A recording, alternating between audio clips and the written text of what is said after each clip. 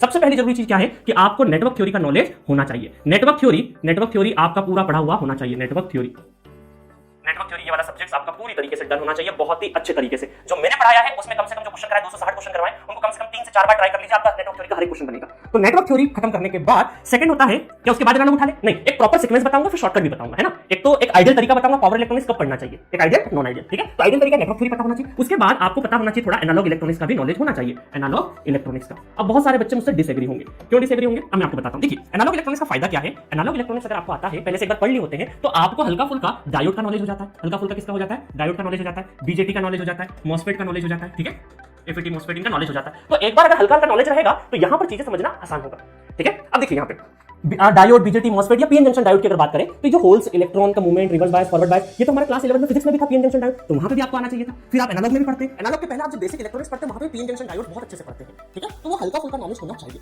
अगर वो है तो एनालॉग इलेक्ट्रॉनिक्स के पहले भी आप पावर इलेक्ट्रॉनिक्स पढ़ सकते हैं। अगर इन डिवाइसेस के बारे में हल्का फुल्का नॉलेज सिर्फ एनालॉग में नहीं सीखना, बेसिक इलेक्ट्रॉनिक्स जब आपको फर्स्ट सेमेस्टर होता है जिसमें सारे सब्जेक्ट होते हैं तब भी होता है, तब भी अगर आपने डायोड, बीजेटी, मॉसफेट का हल्का हल्का नॉलेज ले रखा है, खासकर पीएन जंक्शन डायोड का फॉरवर्ड रिवर्स कैसे हो रहा है, तो भी आप इसको स्किप कर सकते हैं। इसको, इस सब्जेक्ट को स्किप करे बिना भी नेटवर्क के थ्रू भी आप पावर इलेक्ट्रॉनिक्स पढ़ सकते हैं। बट शर्त क्या है, मैंने क्या बताया कि अगर एनालॉग इलेक्ट्रॉनिक्स पढ़ के ये पढ़ोगे तो ज्यादा आसानी से और अच्छे तरीके से समझ में आएगा, ठीक है। बट चिंता करने की बात नहीं, मेरी टीचिंग जो स्टाइल है वो ऐसी है कि मुझे जहां पर भी हल्का सा 0.011% अगर डाउट होता है तो मैं वो चीज आपको पढ़ा के ही निकलूंगा। वहां से ऐसा नहीं होगा कि जंप करा के निकल गया। तो आपको पावर इलेक्ट्रॉनिक्स पढ़ाते पढ़ाते हल्का फुल्का पीएन जंक्शन डायोड क्या होता है क्या नहीं होता उसका हल्का फुल्का नॉलेज जरूर दूंगा। होल्स, इलेक्ट्रॉन के रिवर्स बायस, फॉरवर्ड बायस कैसे होते हैं, क्योंकि अल्टीमेटली जो पावर इलेक्ट्रॉनिक्स में भी जो अलग अलग डिवाइसेस पढ़ेंगे उनका भी जो बेसिक जो प्रिंसिपल है, बेसिक कंस्ट्रक्शन का जो फीचर है वो वैसे ही है जैसे हमारा अलग अलग इलेक्ट्रॉनिक्स वगैरह में, ठीक है।